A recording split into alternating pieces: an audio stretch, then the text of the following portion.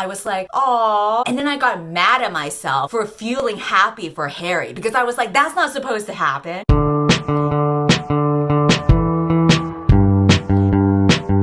Today, I'm going to be talking about all of the books that I read in the month of April. I am also doing a monthly giveaway for 5 brand new hardcover books. If you are stuck at home during quarantine, don't worry, I got you, because Book of the Month is sponsoring this video. Book of the Month is a subscription service where they pick 5 of the best new, highly anticipated releases every month. You get to pick one of them to be delivered to your door for a cheaper price. And they usually cover a pretty wide range of diverse genres and authors. If you're not interested in reading any of the books for a certain month, you can skip them whenever you want at no additional fee. The books that they chose for this month are A Good Marriage, which is a thriller book, Happy and You Know It, which is a contemporary book, The Book of Longings, which is a historical book, Knockout Queen, which is a literary book, and The Boyfriend Project, which is a romance book. I'll have the giveaway form for these 5 books in my description, but if you want them guaranteed and you live in the US, you can also get these for $9.99 using my code ReadWithCindy. Now on to the wrap-up. In usual quarantine fashion, my reading has slowed down a lot, but I have a lot of feelings regarding the books that I read this month. The first one that I read was Nevernight. Jordan Harvey sent this to me for Christmas. It's one of her favorite books, and she picked this for Paper Cut Book Club. This is an adult fantasy story about a girl who's not like other girls, or in this case, an assassin who's not like other assassins. This is a girl who has lost her family, and now she wants to join a school for assassins in order to get revenge on the people who killed her father. I did appreciate how he was really taking the time to be super descriptive in his writing. You can tell he really enjoyed writing the book, like really enjoyed it, like probably just over his writing enjoyed it. There are some authors where when you read a book, you can tell they really love writing and they really love hearing themselves speak. And you know what? Good for them, because I wish I could feel that way. If I ever publish a book, I feel like I would have the opposite effect, where if you read my book, you could tell that I hated writing every single word in that page. So I cannot fault J. Kristoff for that, because you can tell he has a passion. You can tell he really loves writing edgy female characters. However, from the perspective of a reader and from the perspective of someone who reads a lot of fantasy books that are primarily written by women, I could really tell that this was written from the male gaze because of the way that this 16-year-old female character was written, in a way that felt kind of skeevy, or in a way that was a bit cringy. He was trying so hard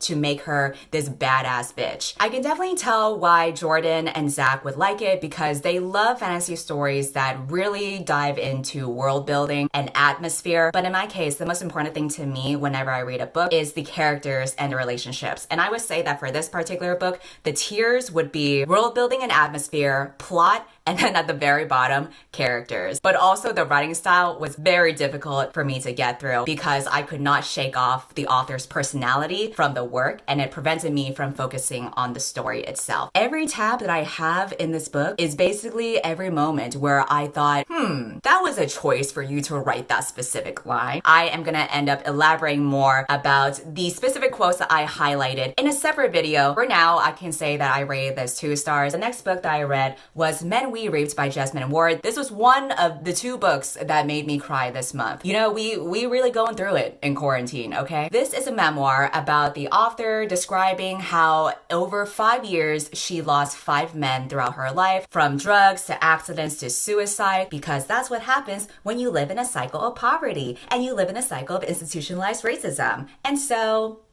it was not a good time. This really started off as a 4-star for me, but then the last 1/3 of the book really ramped it up. Throughout the whole book, she mentions that her brother has died and she saved his part for last, and that shit was fucking devastating. The last essay that is about her brother is such a fucking gut punch. She truly saved the most devastating for last. She's like, oh yeah, you have a heart? Fuck you. This is your heart getting crushed because the world is not fucking fair. We're just gonna jam this into the ground until you feel nothing but grief and misery. And I really appreciated that. Once she started talking about getting her brother's name tattooed on her wrist so that she wouldn't cut her wrist, I was like, oh no, this shit be getting too real for me. Oh my god, but I can't stop reading because the writing is beautiful. Here are a couple of quotes to illustrate how beautiful and how poignant the writing is. We tried to outpace the thing that chased us, that said, you are nothing. We tried to ignore it, but sometimes we caught ourselves ourselves repeating what history said, mumbling along, brainwashed. I am nothing. We drank too much, smoked too much, we're abusive to ourselves, to each other. There's a great darkness bearing down on our lives and no one acknowledges it. What's really important about this book is that not only does it tell and honor the stories of these Black men that passed away, but it also incites empathy. Most of us know that Black men in America have disproportionately high mortality rates, and it's frustrating to see people not be empathetic because those men are in poverty or have drug addiction and therefore they are not as worthy of sympathy, which is such a flawed way of thinking and ignores how these people came into that circumstance in the first place. Native Americans and Asians also have a pretty high statistic of gambling addictions, and there's like a reason for that. There are so many factors that contribute to why there's this systemic issue of these specific groups of people. And the sad thing is people use that as an excuse to write them off. And the last quote that punched me in the gut, I found the adage about time healing all wounds to be false. Grief doesn't fade. Grief scabs over like my scars and pulls into new painful configurations as it knits. It hurts in new ways. We are never free from grief. We are never free from the feeling that we have failed. We are never free from self-loathing. We are never free from the feeling that something is wrong with us, not with the world that made this mess. The writing is just so fucking beautiful and so tragic, and this line I think is such a realistic depiction of grief and tragedy. We try to find closure in grief or try to wrap things up in a neat little bow when really that's not really something that you can overcome. It's just a very tragic yet common experience for many groups of people. That's why I rated it 5 stars, because I felt a lot of things and the writing was beautiful and it was just a good bad time. After reading such a heavy book, I decided to take a break with the next book that I read, The Nightingale, which is a 500-page book about World War II. You know, I just wanted a light little read, something to take my mind off of the despair of humanity. It has been on my TBR ever since people in my comments had left suggestions for me to read this book. Most of the time when people recommend me books or tell me to read something, it's always like the new Sarah J. Maas book or some book that they think that I would hate. Why are you recommending me books that you think I would hate? I know why. It's because my rant reviews are funny, but trust me, rant reviews for books will be inevitable no matter what, okay? I will find a way to find a book that I don't like on my own, and I don't need any help from there. Give me a book that will make me cry. That's what I want. I just want to fucking feel something and just feel utter despair while I am all cooped up alone in this quarantine with no connection to the rest of the world. Yeah, I really like it. Are all World War II books the same? Yeah. Do I like them anyway? Yeah. This is a book that follows the stories of 2 sisters who live in France during World War II. We have Vianne, who is a housewife and is more of a rule follower. We also follow another sister named Isabel, who is the more rebellious character here. We bounce back between these 2 stories of these sisters who have very different ideals and different circumstances, but they end up contributing to the resistance in their own ways. Ultimately, this is a story about women's roles during the resistance of World War II. I cried while reading this book. Who is surprised at this point? This is the first sentence of the book. If I have learned anything in this long life of mine, it is this. In love, we find out who we want to be. In war, we find out who we are. Already from the first sentence, I knew that this book would make me cry. I mean, really? You're gonna talk about love and war in the first sentence already? Aw shit, here we go again. I absolutely love reading the description and the writing style, and I guess you could say the purple prose throughout the book. I noticed that some people who weren't really into the book complained that it was pretty slow. Kristen Hanna definitely adds a bunch of details that aren't necessary. Like, she literally describes every single thing in a scene. She describes every single material, every single fabric, every single architecture. I'm like, damn bitch, is there anything you won't describe? Obviously not, but I'm like, tell me more. You tell me more about every single wood grain in the spatula that Vianne is holding, and you tell it to me beautifully, damn it. That is why I personally did not mind the story being slow, because I just love the journey of reading every single line. Like, you could tell every single sentence was written with such purposefulness. She also put so much research and detail into every line, as she mentioned in the footnotes, and I'm like, yeah bitch, I could tell. That's what made it so effective and atmospheric, and I think that's really the difference between descriptive writing like Nevernight and descriptive writing like Kristen Hanna, because in this book, it really added to the atmosphere of World War II in France during that time. Whereas the descriptive writing here just felt like the author was showing off. And that's why it turns me off to read something like that versus this, where it genuinely is beautiful and really crafts the scene that you're in and the time that you're in. Also, something that I realized from the past historical books I've been loving, when there's romance in historical fiction,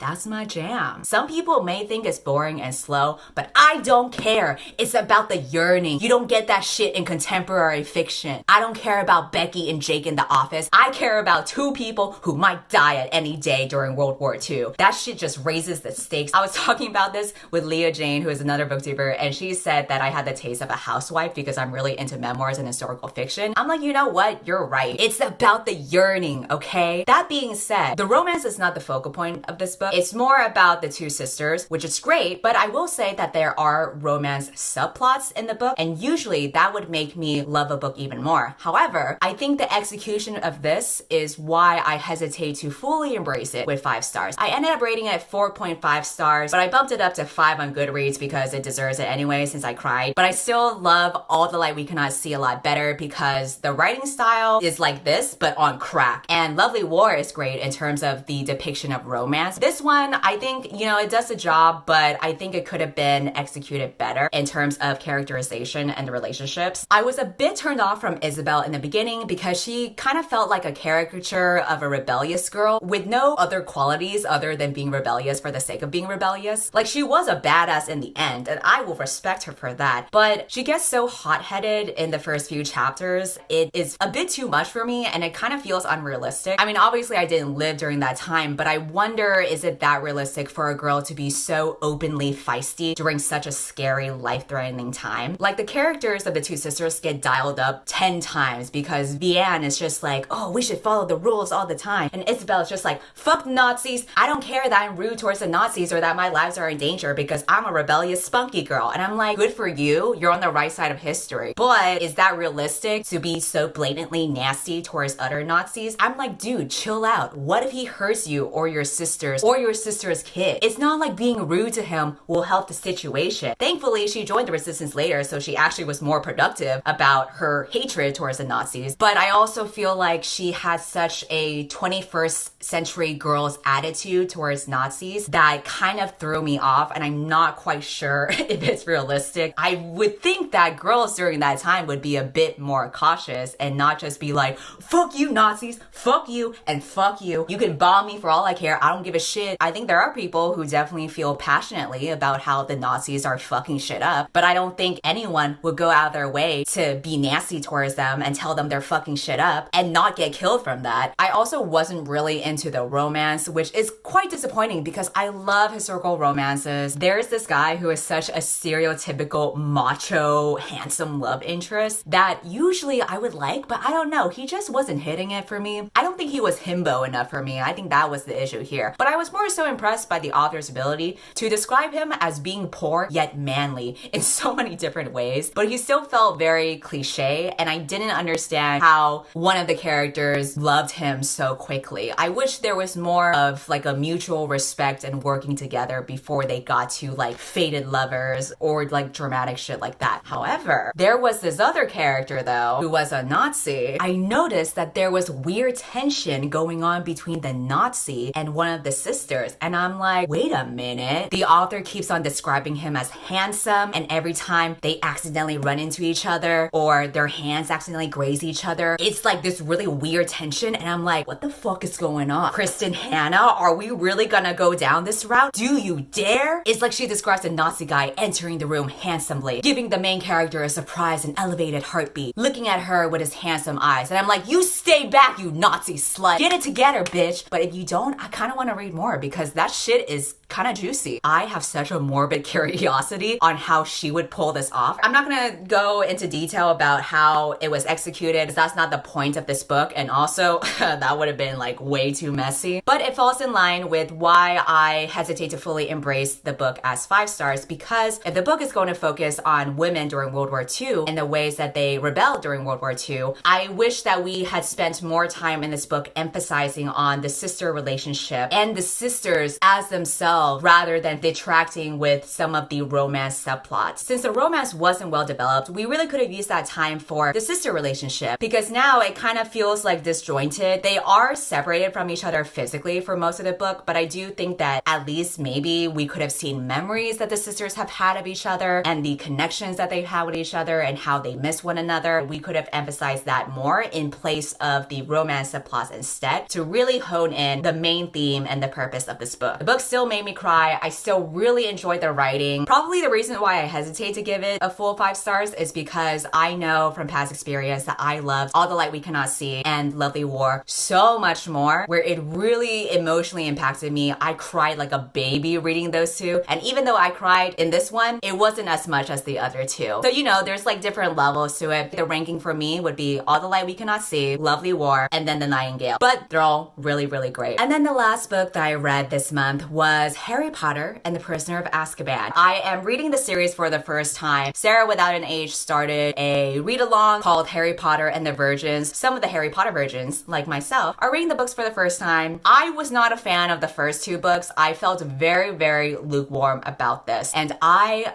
hate to say it, I really do, but I ended up enjoying this book. And I was so mad that I ended up liking this book because this wasn't supposed to happen. Maybe it was because I listened to the audiobook and that really helped, but also the story itself kind of fucking slapped. And again, I'm really mad about it. It was a very slow, gradual progress. At first, I was like, oh, you know, this is kind of interesting. I laughed a couple of times, like with Ron saying his funny lines. I even gasped a few times out loud. There was this one scene where Snape was just being a fucking rude incel. He calls Hermione an insufferable know-it-all. First of all, why the fuck are you dissing on Hermione? She's literally the smartest girl in the whole school. Why are you faulting her for that? But then Ron interrupts the class and he says, you asked the question and she knows the answer. Why ask if you don't want to be told? And I was like, damn! He's not fucking wrong though. He's not wrong. He has called Hermione a know-it-all like at least twice a week. But he's like, only I can say it, not you. The difference is that you are a 40-something-year-old lonely virgin who's just mad that nobody fucking loves you and now you're taking it out on children. You fucking loser, pathetic piece of shit.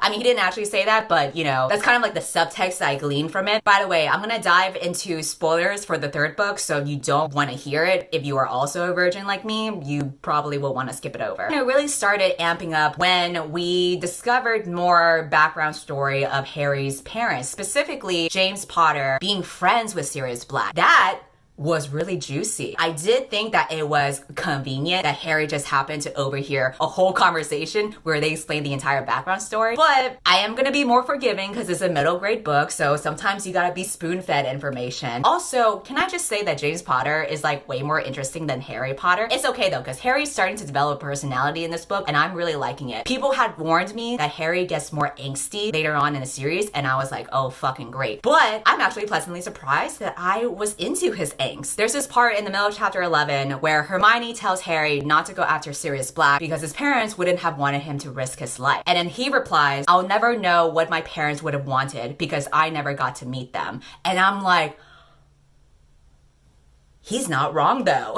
He's not wrong. There's so many moments where he's just like ready to kill Sirius Black, just like fucking straight up murder him. And I'm like, yeah, let's fuck shit up. You know he's not actually gonna do it, but I kind of like it when he's tempted by that stuff. It gives him a little bit of flavor, a little bit of spice. I think it adds like an interesting dynamic to his character where we can't be virtuous all the time. Sometimes we are tempted by revenge and grief and anger and want to hurt other people for that. And so I liked him exploring that. But really the character that won my heart in this book was Sirius Black. First of all, his drama was so juicy. Second of all, I knew from the start that there had to be more to his character. I could tell that he was a morally gray character. I was mainly interested in reading on because I wanted to know the tea about what really happened with him and Harry's parents. I really like Sirius Black. I think he's my favorite character in the whole series. I'm like, man, you are my misunderstood king. He revealed himself to be Harry's godfather. He offered for Harry to live live with him instead of with the Dursleys. When I was listening to this on the audiobook, I was like, "Aw," out loud. And then I got mad at myself for feeling happy for Harry because I was like, that's not supposed to happen. Then there was this whole drama with Sirius Black about to get killed by the Dementors because everyone thought he was a bad guy. That legit made me worried because I was like, is he really gonna die? Not my favorite character, not my misunderstood king. But I just loved it because it was like an introduction to gray morality in a middle grade story. I think it's great when it's not totally black and white. There is like a misunderstood person who is unfairly gonna be executed for something. And then the last third of the book was just fucking crazy. There were so many plot twists that were thrown in. First of all, the rat was Peter. That shit,